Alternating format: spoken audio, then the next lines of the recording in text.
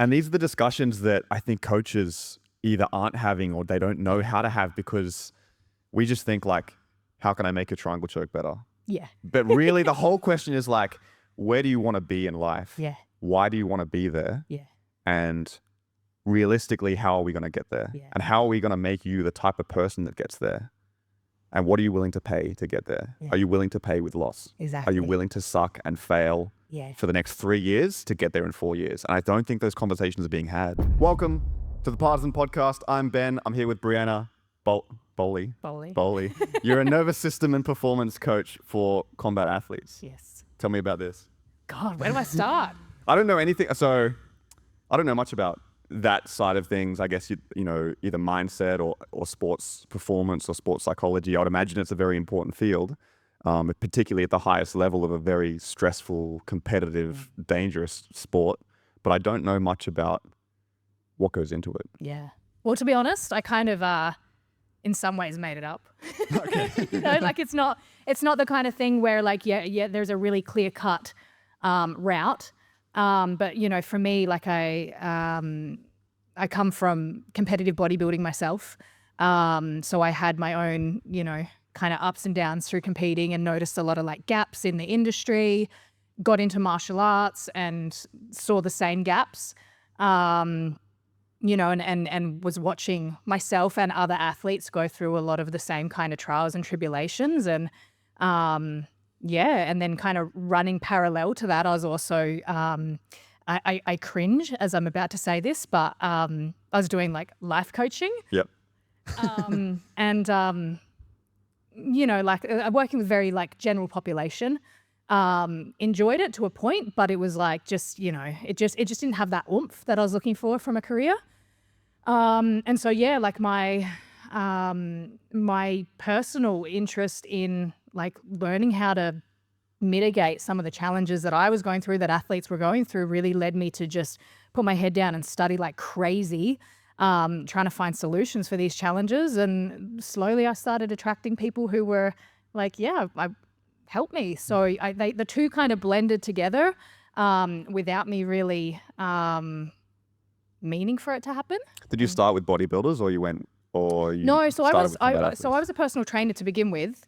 And so when I did transition into more of the mindset stuff, it was like very much a matter of I was working with people who were on weight loss journeys or who were, you know, just trying to like tweak their mindset around training or, you know, like very much your general population kind of thing. And so, it was more so that the two just sort of slowly started to blend into one thing. And then that was that. So, when I talk about nervous system regulation work, I'm very much, we're looking at the fight, flight, freeze response. Mm-hmm. So, you know, we see it in athletes as, you know, they freeze up or, you know, they go into this like instinctual kind of like stress pattern.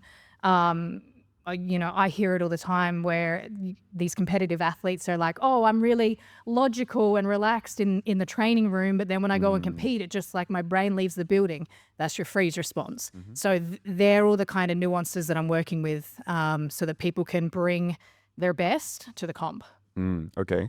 And you think, you mentioned a gap in the market. Is there any...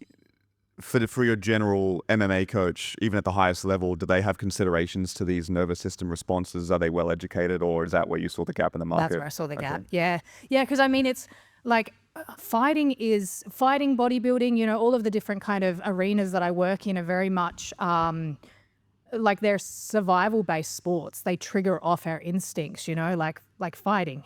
It's a fight, you know, even if it is grappling and it's a technical sport, it's still, there's an element of like your instinct kicks in to survive. Bodybuilding is very much like you're playing around with your food.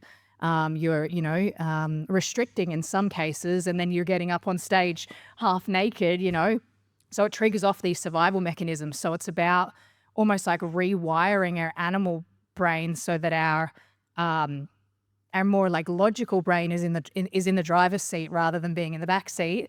You know, and yeah, that's the part of the brain that's guiding us rather than just reacting. Yeah. What are the most important things that athletes or coaches should be considering when it comes to preparing for this fight, flight, or freeze response, either in training room or in competition? Yeah.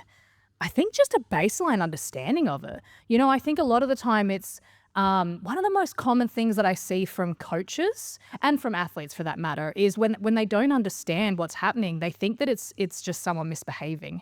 You know, like I hear athletes all the time like, oh, I just couldn't switch on, or like, I don't know, I was just feeling like my brain wasn't in the building, or just it's like they think that they've done something wrong. You know, or you hear coaches like after a match, like, what the fuck was that? You know, like you Or didn't do your parents to best. kids. That's I hate that. Yes. And it's like, no, that's not someone intentionally sabotaging themselves. That is their instinctual desire to survive kicking into gear. And so when we can understand it and no longer kind of like kick the dog for what is an animal response, we can start to work with it rather than having it like be at our detriment. We can start to kind of repattern so that instead of, you know, in a moment where we're feeling high strung and stressed out and, you know, rather than having this response of like freezing up, we can start to repattern it and find more constructive ways to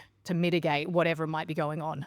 I'll share a story of my first competition because I'm curious to get your insights, because at the time it was quite overwhelming, because the first gym I started training at was a self-defense jiu-jitsu gym where it catered more towards the hobbyists, more towards the older, you know, grappler. So it was quite a relaxed training environment. So that's where I thought rolling was. Like most people were fairly relaxed, everyone's friendly, it was quite a safe environment. And then I signed up for a competition and nobody kind of took me aside and said, hey, it's going to be like a lot harder than this. So I just signed up to a competition. I was like, I should be okay. And then the other thing was, I didn't have a coach to tell me to warm up properly. So I was just kind of like did a bit of stretching, moved around a bit, probably had a resting heart rate of 60, and then had my first ever match against like an amateur or even pro MMA fighter who just had incredible intensity. So my heart rate went from like 60 to like 190. So my body like full adrenaline, like you're going to die. And then I just had the most stressful experience being like, wow, that was so much harder than I thought it would be. I had no idea that's what would happen. Totally. Well, that's the thing, right? Like your nervous system can't tell the difference between whether you're being chased by a tiger or whether you're just going in and, you know, having like an opponent come in and grapple with you, you know? And so, your body responds like you're being chased by a tiger. Yeah. And so, you know, I remember my first ever comp as a blue belt, and I was, it was horrible. I literally, because I always leave it to the last week before I sign up for comp. It's like a mindset thing for me. So I leave it to the last minute. And I kid you not, I signed up. The next morning I woke up horrific hay fever. Oh, no. And so on comp day, I couldn't breathe, you know? And so like it felt like I was having to like mouth breathe. Oh, no. I still remember my coach like, close your mouth, Bree, like breathe through your nose. It's like, I can't. And so you think of that, like the feeling of if you've ever had an asthma attack, like it's immediate, like survival response. And so the match, like honestly, I don't even remember the fight itself. Like I don't remember any of how the match went. It wasn't until I watched the videos that I was like, oh, that's right. Completely black out. Yeah, like I was not in the building at all. I was just purely trying to breathe. But I remember, after the fight, like my forearms were cooked because, you know, when you're in that fight response, you're gripping, like you're literally braced. Your whole body is switched on, you know, all your muscles are tensed. And so, I remember like I'm there and I lost the match. I lost the match by, I think, a couple of points in the last 10 seconds or so. But I was there like, thank God I don't have to go back out there because my forearms are so fried. Yeah. I don't have a chance of like being able to do anything well. Yeah. And I think for the next like hour and a half, they were like just locked up, you know, so that's your fight response. The other thing that I've learned from that experience that I now try to implement as a coach now and as a gym owner is if we have people competing, especially for this first time, we'll try and facilitate closer to a competition environment. And I'm curious to get your thoughts on this. So instead of just, you know, think about the environment that you normally train in on a Thursday night. You've got a friendly person in front of you. There's music playing. Everyone's like, no one's watching you. No one's coaching you. There's no one filming you. All of these things. And that's how most people normally train.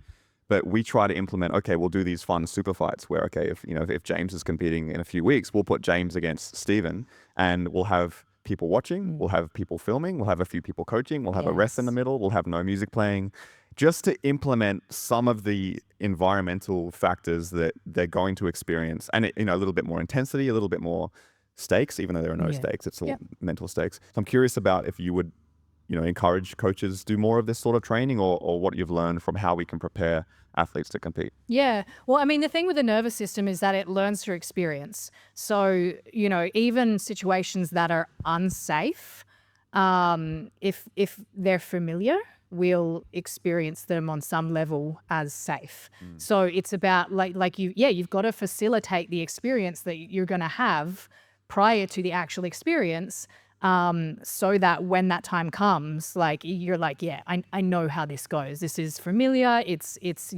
predictable to an extent, as predictable as a competition can be.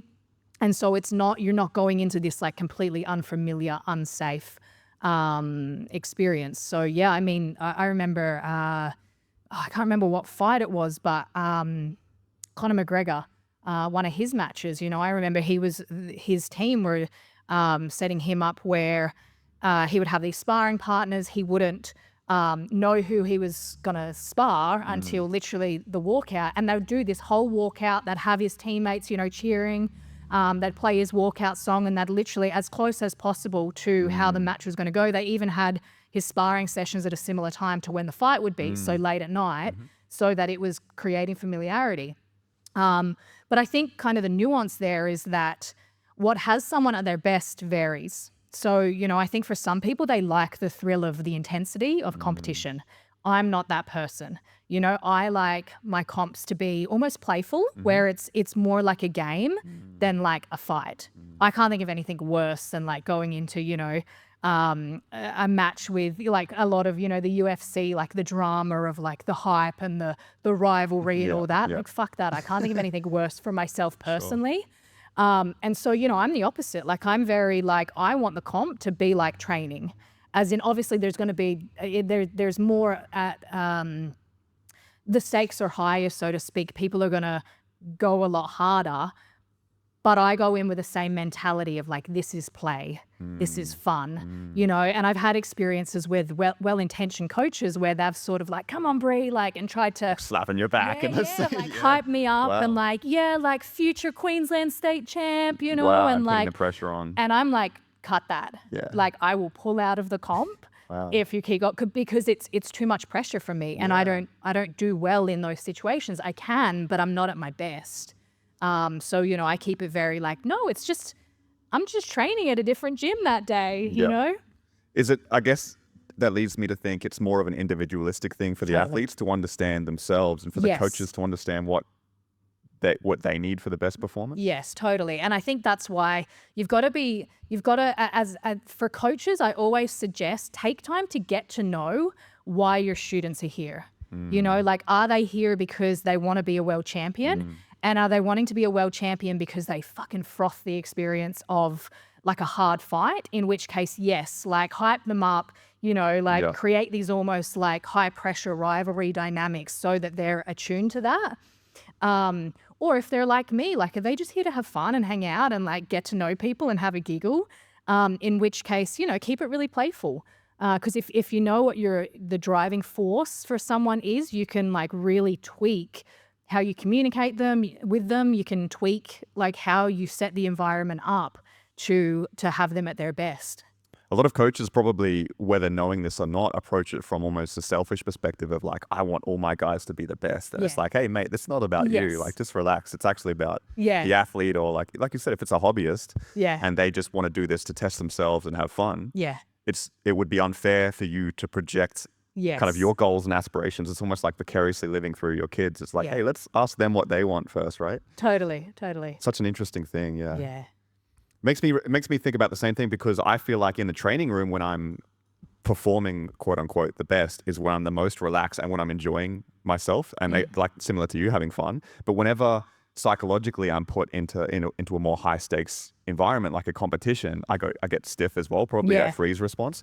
Is there any advice you can give to anyone listening to this that they've noticed that they can't compete like they train? Because that's quite a common question or complaint that, you know, that we hear is like, I feel great in the training room, but as soon as they put the pressure on themselves, they freeze up. Yeah. So I would suggest, first of all, start to like track when you go into certain responses. So I'll kind of give you the lowdown really quickly. Sure. You want to think of your fight and your flight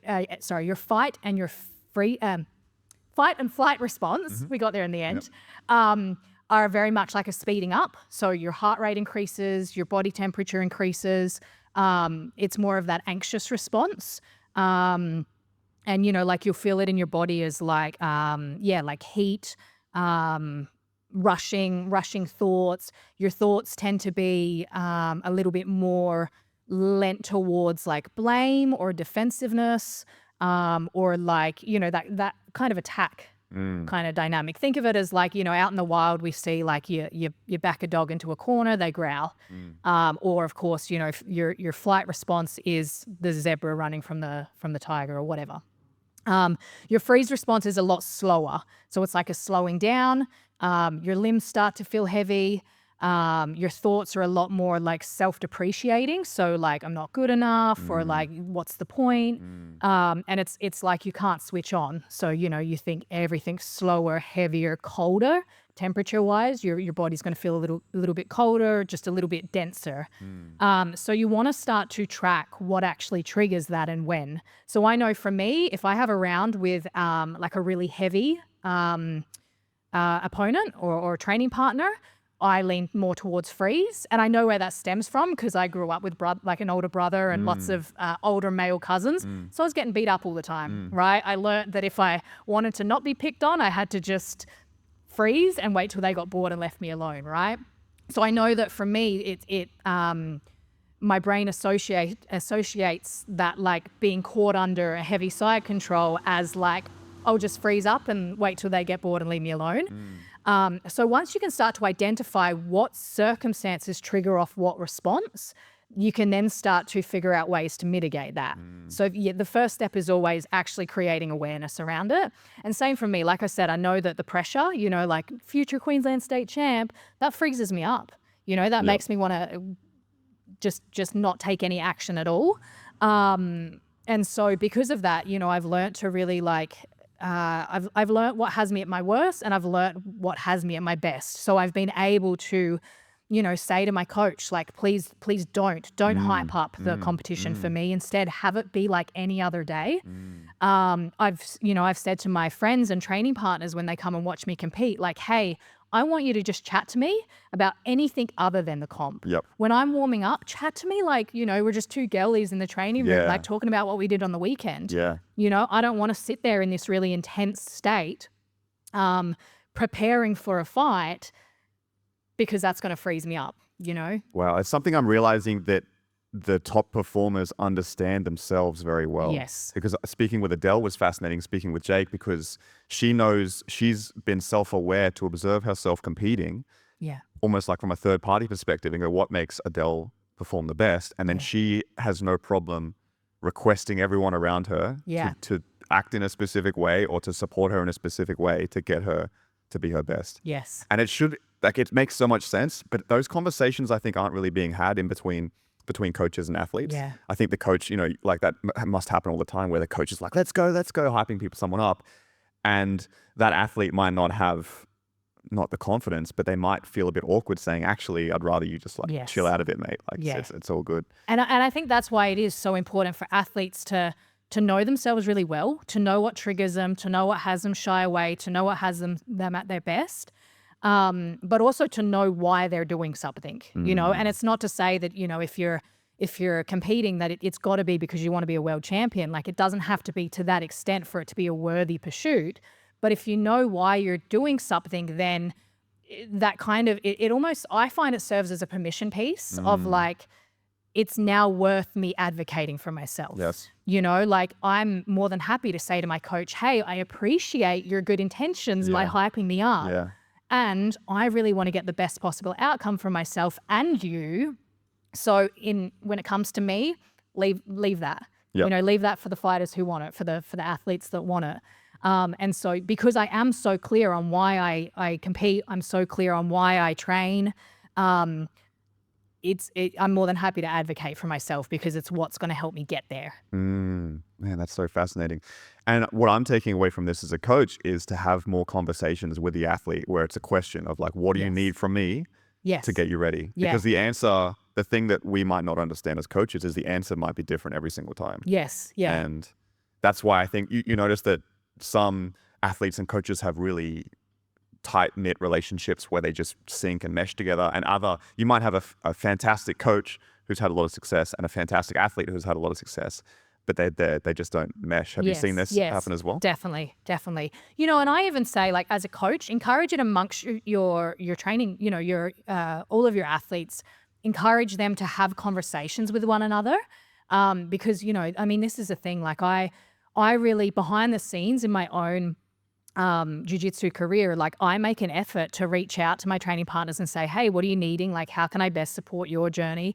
What are you working on at the moment?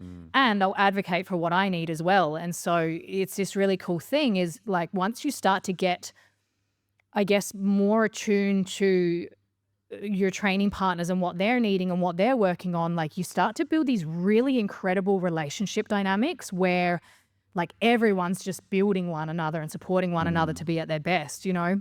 Like I mentioned before, the freeze response for me when I train when I'm working with training partners who are heavier, I know that that's a thing for me where I witness my brain do it, where I start to go, well, there's no point. Like I can't get out of this. I'm stuck. And I know where it stems from. And so I've had conversations with some of my heavier training partners and just said, hey, this is a thing for me.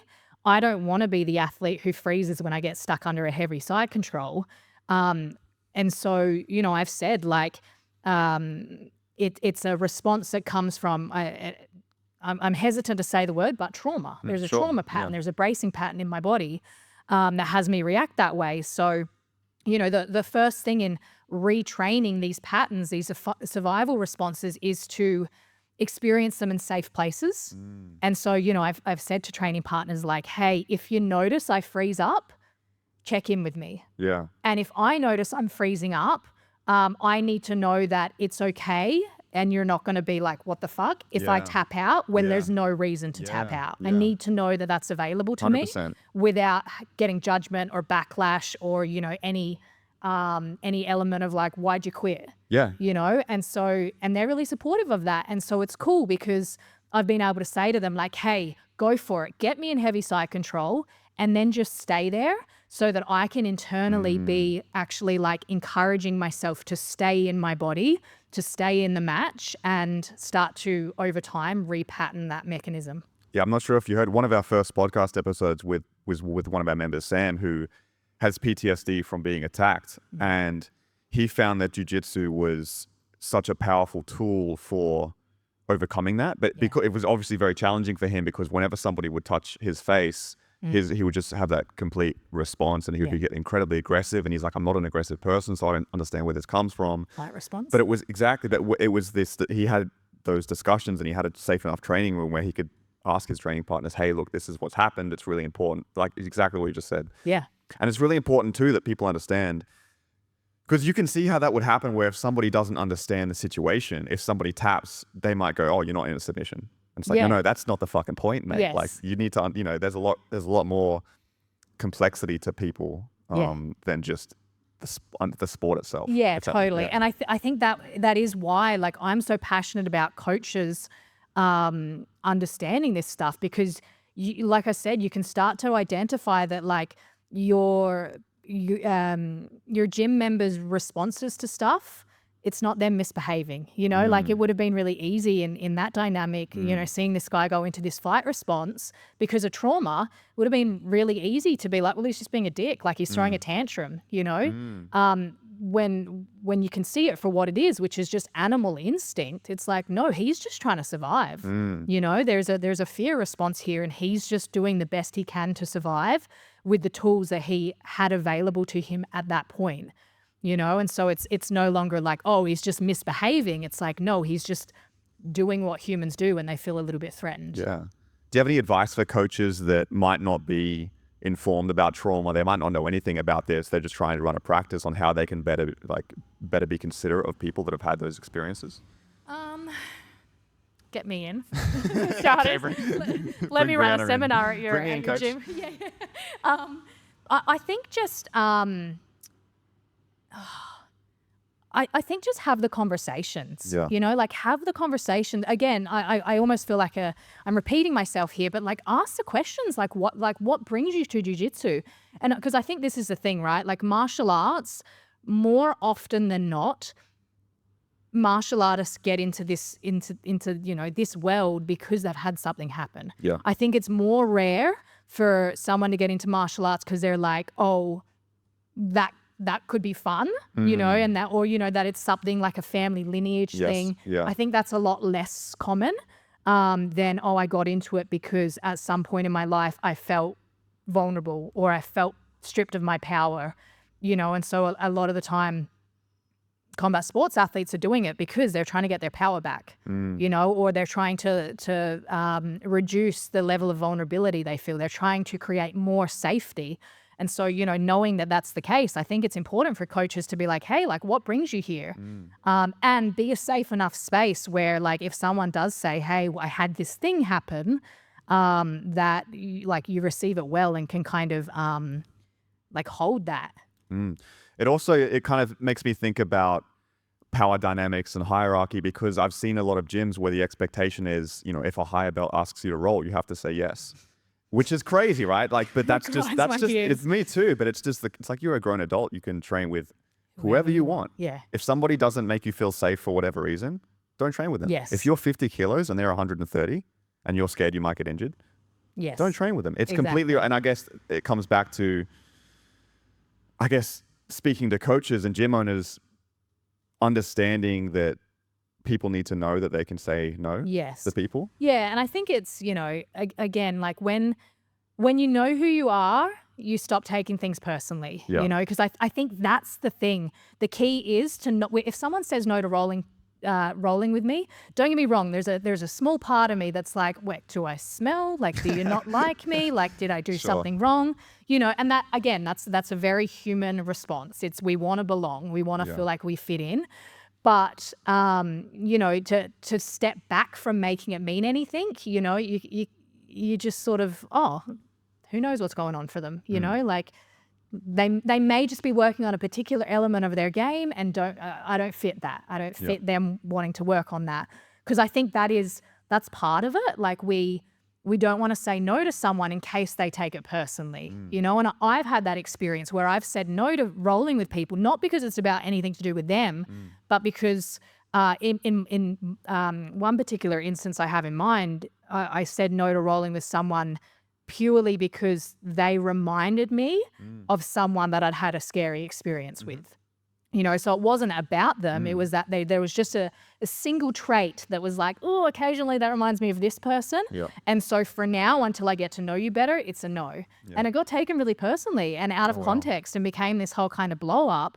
And so, I think it's really important that we build these safe environments where it's clear that like you can say no and don't take it personally. And if there needs to be a conversation after, of just like, hey, is there something that I can do to make you feel more comfortable training with me? So that then everyone wins. Yeah, definitely. I'd love to know about the process that you take one-on-one with athletes. Say I was a professional MMA fighter and I'm like, I'm not really competing up to scratch, or I'm curious about what you do. What would that process look like of working with you? So it's very individual. So I built out a 10-pillar system. So it's called the Bowley Blueprint. It's my own facilitation method. And so the 10 pillars actually works across looking at how like different elements of our world impacts the way our nervous system responds. So as an example, right, like someone who has really poor posture, the messages aren't getting through from their brain down the spinal cord and vice versa, body back up to the brain. So they're going to be in some sort of survival response ongoing, purely based off their posture being slightly off. So, in some instances, someone might come to me and it's really clear cut of like, right, you've had this experience happen, and let's work with that. But in other cases, it's looking more so at like postural stuff, or like, like me at the moment, I've got a neck injury. I know that it's affecting the way I show up. I know it's affecting me being at my best, because there's literally like a block in the communication stream. So I work across the 10 pillars. So they're everything from like ecological, so looking at the environment, looking at your, the gym dynamic. Do you feel safe with your coach? Do you feel safe with your training partner? Do you need to join a different gym or have a conversation with your training partners to set the environment up that you can be at your best? We look at elements of like communication. We look at more of like the learned reactions. So, things like my situation, I know that I freeze up under heavier side control. So repatterning that. We even go as far as like more perceptional work. So sometimes it can be a matter of someone's had something happen. How can we turn your perception of that from that's something that happened to you? It's something that's in the way. It's something that you need to escape or survive into this is something that happened for you. It's making you better. It's on the way, not in the way. And, it kind of becomes the springboard rather than the wall that's in the way. So yeah, it's very much kind of to wrap that up. It's a case by case basis. And sometimes it's really clear, we need to just purely focus on this pillar for you. And like that's I call it like the lead domino. We look for the lead domino that's going to like take out the rest. So yeah, for some people we focus on one thing. For others it's simple things like time management. Like I have this one client at the moment who very high level Muay Thai fighter, but his schedule is like he's just full time, like he's got something on every second of the day. And so he is in this perpetual state of stress. He's in this fight response because there's no space for him to actually take a breath. Yeah. And so for him, it's like, right, let's get honed in on your boundaries around your time. Let's tweak your time management. Let's create spaciousness so that you can actually like drop back into your body. Yeah. So yeah, case by case. Do you implement any sort of breath work as well as part of your... I don't personally. Yep. I'm on the fence with breath work. I think don't get me wrong. I think breath work used with the right timing and the right intent is phenomenal. However, what I've experienced is sometimes breath work can kind of be the thing of like, it's the Band-Aid. It's like, oh, I'm dysregulated. I'm in this stress response, so I'll just do some breath work. Oh, that makes me feel better momentarily. But it's like, hang on. You're not looking at this whole survival response that's being triggered by this thing that's happening in the background. You're trying to breathe through it. You're just slapping a Band-Aid on. Yeah, sure. So I think in instances it's great, but sometimes it's just used in really shitty kind of escapist ways, avoidant ways. Fair enough. I'd love to know your thoughts or how you help athletes deal with losses, particularly if they seem to associate their self-worth as a human with their performance. Because I've noticed that just watching from an outside observer that in jiu-jitsu and MMA, it's often the people that are eventually successful are those who are willing to take the risk. And that means losing a lot. Yes. And I notice a lot of athletes that are super promising in the gym and on the local level, but when the opportunity comes up where there's a big chance that they'll lose, but if they win, they'll win big. Oftentimes, psychologically, they can't get over that gap because they associate themselves as winning. Yeah, I love that question. This is one of my favorite things to work through with athletes who are very driven to, they want the world champion status. They want to be the best. So check this out. This one's fun.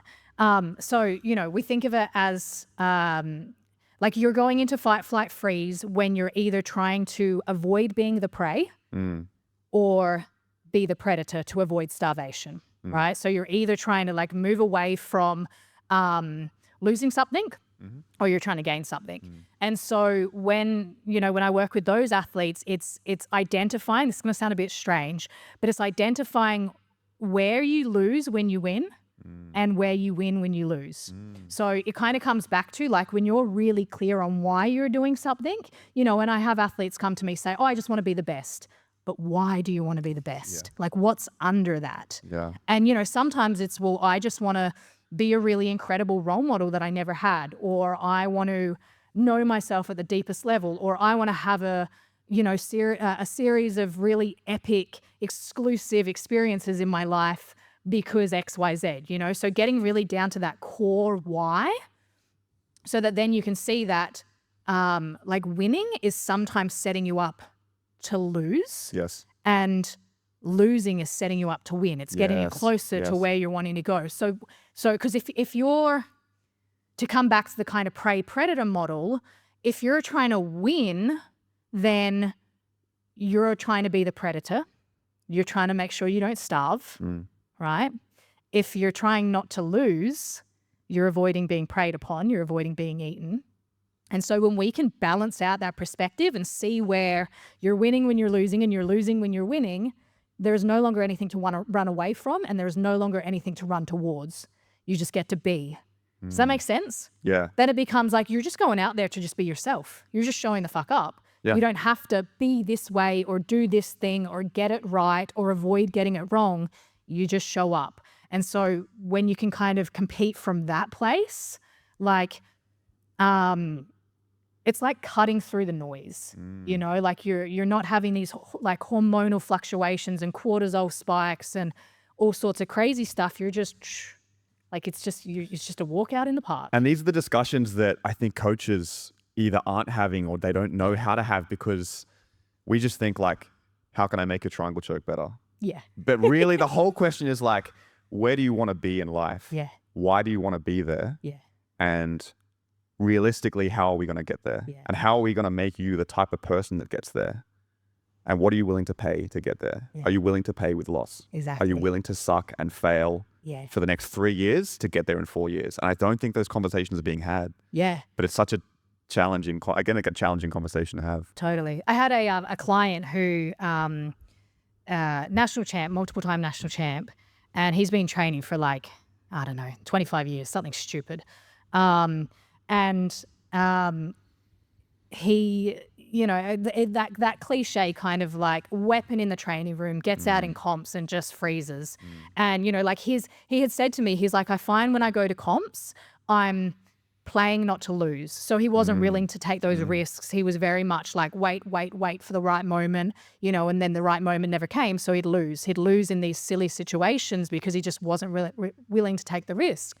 And so he basically had 20 years of just lose. His success had only been as a white belt when there was nothing at stake. And so, we basically worked through that process that I mentioned of identifying where the losses were wins. And in his case, it was all of the losses were actually, it was data collection so that he could figure out how to like be the athlete that is a winner, and like building, I talk about like nervous system capacity a lot. So your nervous system's ability to hold success, to hold abundance, to hold having eyes on you, to hold fame, to hold, all of these things that we think we want, but some part of us doesn't feel safe to have. And so for him, it was like all of these losses, there's nothing more uncomfortable than consistently being seen not doing well, to be consistently being seen failing. So he had 20 years of like building the capacity to be okay with judgment, to be okay with being perceived by lots of people. So as soon as he realized, oh my God, this whole thing was a setup for me to do really fucking well, he got out to comps and just started dominating, like cleaning up effortlessly, because he was no longer seeing the losses as losses. He was seeing them as like, oh, they were getting me there. There's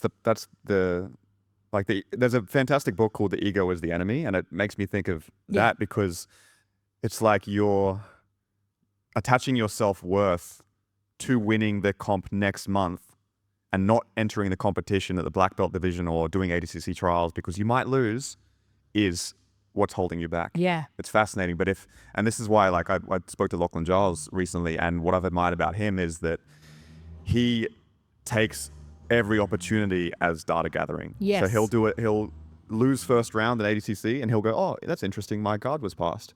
I'll spend the next 12 months working on guard retention. Like, it's like the next day he's like, oh, okay, that's what happened. This is what I need to do to fix it. And it's all about what he can control. Yeah. But I don't know if it's a genetic or if it's a learned behavior, but so many people instead would take that experience and use that to say, I'm not good enough, and they'll quit or they won't put themselves out there. It's just such a complex and fascinating subject. Well, it comes back to that like know your why piece, because when you have purpose, you're more objective. Yeah. So when you're aiming for an end goal or an end result, you can go through like big amounts of loss and gain. You can go through, like copying all this like extreme negative or extreme positive feedback and stay really clear cut and objective, because you're cutting through the noise because you're aiming for that. Whereas when you don't know your why, you kind of just get pulled wherever wherever the outside world tells you to go. And so like even that, the taking a loss and then going, oh my God, it's because I'm not good enough, it's because this and that, like that's a freeze response in and of itself. If you're having those internal conversations, that internal dialogue of like, I lost, that means that I'm, not as good as I thought I was, or maybe my goal to, be the national champ or whatever it may be, like that's a pipe dream. Like that's the freeze response. That's the response. That is the survival response. But you're so caught up in those thoughts that you can't step outside of it and go, oh, actually, I'm having a physiological response to a stressful environment. And that's why I think this work is so important, because when you can see it for what it is, that like it's the part of you that wants to stay safe. It's not you. Like you're not the one having the thoughts of I'm not good enough. It's your animal brain having the thought of I'm not good enough because it wants you to stay safe. That allows you the space to kind of go, okay, cool. Now I prioritize my state. I prioritize getting back to that like social state, to your ventral vagus if we want to get sciencey. And that's where we're back in our power, where we're back in our center, we're objective. We can move through any amount of loss or gain and just keep, it's on the way. Yep. So if we can summarize some tactical tips for any athletes listening to this, it would be know your why. Yes. So have a very clear objective of what you're going to do. A big takeaway too was, what do you lose from winning and what do you win from losing? Yeah. So understand what data are you getting from just putting yourself out there. Yeah. It's being objective and looking at yourself almost from a third party on how did I perform based on the environment around me, and what do I need? What do I specifically need from my coach? What do I need from my training partners? What do I need from myself to show up the best? Is there anything I've missed there? I would say like be mindful of what you make things mean, because we create worlds. So like if you make it mean, I took a loss, it's because I'm not good enough. Watch your whole world basically provide you evidence of where you're not good enough. Versus if you just make it mean, cool, I just get to work on not panicking so much when I'm stuck in bottom side control. Then my whole world sets me up to stop panic, or, to learn how to be really calm and anchored under bottom side like a confirmation bias, right? Like if you have that initial thought that I'm not good enough, and you're going to look for evidence that supports that. Yeah. But if you approach it on, oh, this is a lesson I can learn, how can I approach this differently next time? Yeah. You're sweet. Yeah. I always encourage my clients, like don't buy into any, and this takes practice because you're literally like overriding your animal instinct, but don't buy into any thought that isn't in alignment with where you want to go. So if it's not empowering, if it's not supportive, then don't believe it. Come up with a better belief, like rather than, I'm trying to think of a really phenomenal example. Rather than thinking like, wow, I've just had 20 years of losses, that must mean that I'm shit, like that's not going to get you where you want to go. Yeah. But 20 years of losses, well, maybe, like what if I could make that mean that it's a setup? It's a setup for where I want to go. Well, that changes things. And then watch your whole world start to it's like a kaleidoscope. It starts to kind of like reposition itself for that to be true. 100%. Briana, sorry, cut you off. Where can people find you if they want to learn more about this? Briana Bowley. So I'm on Instagram, Facebook, LinkedIn, Briana with one N. Yeah, just reach out. The other thing, if I may mention, if you want to identify what your predominant state is, because these are all very unconscious, and a lot of the time we don't realize we're in a stress response because it feels normal. we don't know any different. If you want to identify what your predominant state is, I have a free quiz. So it's available at www.nsquiz.com. Takes like 2 minutes, and it'll just give you a bit of an understanding of what kind of like animal archetype you are. And from there, it provides free resources to start to shift that. And I'll put that in the show notes as well. Briana, thank you so much for your time. Guys, like, comment, subscribe. Peace.